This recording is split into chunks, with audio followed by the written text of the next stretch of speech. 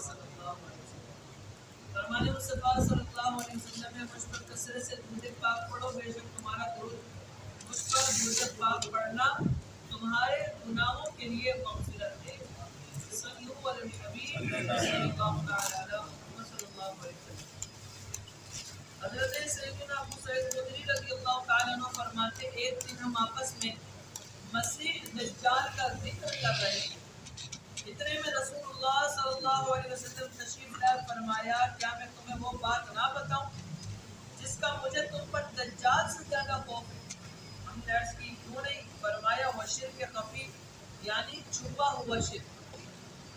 آدمی نماز پڑھنے کھڑا ہوتا ہے اور اس وجہ سے عمدگی کے ساتھ نماز ادا کرتا ہے کہ دوسرا شخص اسے نماز پڑھتے ہوئے دیکھ رہا، اس کو کہتے ہیں شرک خفی، یعنی نماز تو اللہ کے لیے پڑھ رہا ہے لیکن لوگوں کو دکھا رہا ہے اچھی نماز پڑھ رہا ہے۔ حضرت مفتی احمد عطار رحمۃ اللہ تعالی علیہ حدیث پاک کے اس حصے جو میرے نزدیک تمہارے لیے مسیح دجال سے زیادہ خطرناک ہے اس کے تحت فرماتے ہیں کیونکہ دجال کو تو کوئی شخص نہیں پائے گا، یعنی ہر کوئی تو نہیں پائے گا، اور وہ بھی قیامت کے قریب پائے گا۔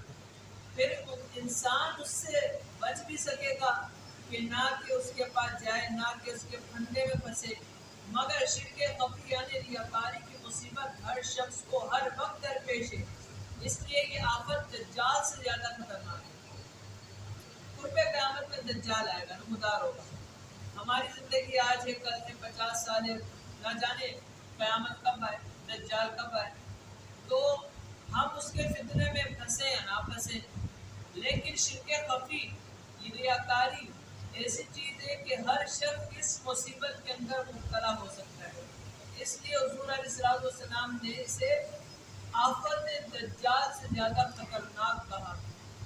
میراث المناجی میں دجال کی ایک آنکھ ممسوح یعنی پوچھی ہوئی ہے، یا چونکہ وہ سوائے حرمین شریفین کے باقی ساری دنیا کی سیر کرے گا لہذا اسے مسیح کہا جاتا ہے۔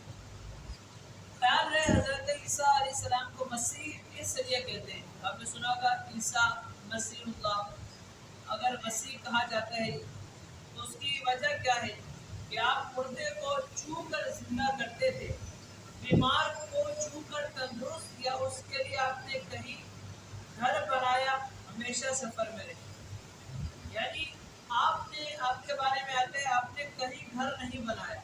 حضرت عیسیٰ علیہ السلام نے کہیں پر گھر نہیں بنایا بلکہ یہ سفر پر رہتے تھے، اس لیے بھی انہیں مسیح کہا جاتا ہے۔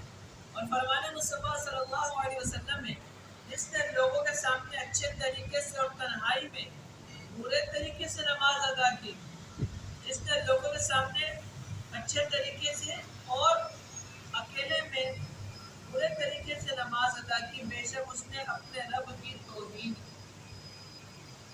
یہاں توہین سے مراد بارگاہ الہی میں ادب کی کمی ہے، کفر یا توہین مراد نہیں ہے۔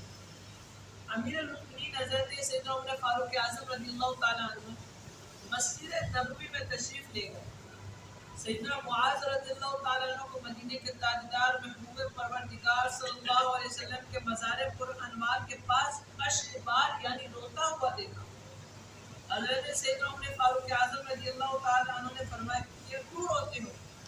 حضرت سیدنا معاذ نے عرض کیا ایک بات میں نے رسول اللہ صلی اللہ علیہ وسلم سے سنی تھی اور وہ مجھے رلاتی ہے۔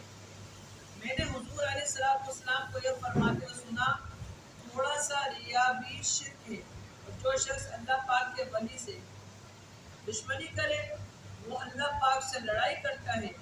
اللہ پاک نیکوں پرہیزگاروں چھپے ہوئے کو درست رکھتا ہے، وہ کہ غائب ہو تو ڈھونڈے نہ جائیں، حاضر ہو تو بلائے نہ جائیں، اور ان کو نزدیک نہ کیا جائے، ان کے دل ہدایت کے چراغ ہیں، ہر غبار آلود تاریخ سے نکل جاتے ہیں، یعنی مشکلات اور بلاؤں سے الگ ہوتے ہیں۔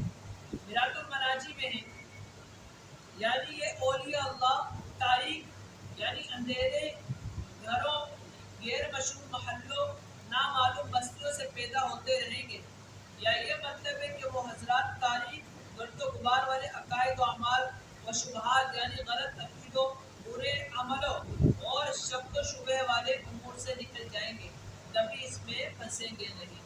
ہم ہم نے یہ سنا کہ حضور علیہ السلام کا فرمان ہے کہ جو اللہ عز و جل کے دوست ہوتے ہیں جس کو ہم اولیاء اللہ کہتے ہیں، تو ان سے جو دشمنی کرتا ہے تو وہ لوگ بھی برے ہیں۔ اور الحمدللہ ہم اہل سنت کا عقیدہ ہے کہ ہم تمام صحابہ کرام کو بھی مانتے ہیں، ہم تمام اہل بیت پاک کو بھی مانتے ہیں، تمام اولیاء کرام کو بھی مانتے ہیں، یہ ہمارا خاصہ ہے۔ اور ہمیں اللہ عز و جل ان کا اور ادب نصیب کرے۔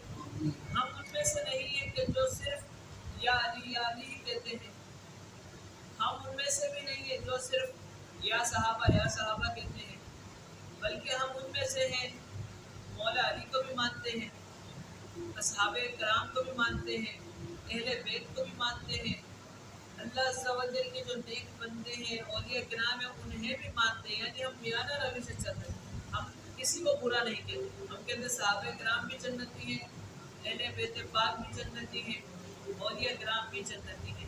اللہ عز و جل ہم سب کی بھی حفاظت فرمائے، ہم سب کی نسلوں کی بھی حفاظت فرمائے، اور ہمیں بد مذہبوں کی بد مذہبیت سے دور فرمائے۔ آمین بجاہ نبی صلی اللہ علیہ وسلم۔ آمین۔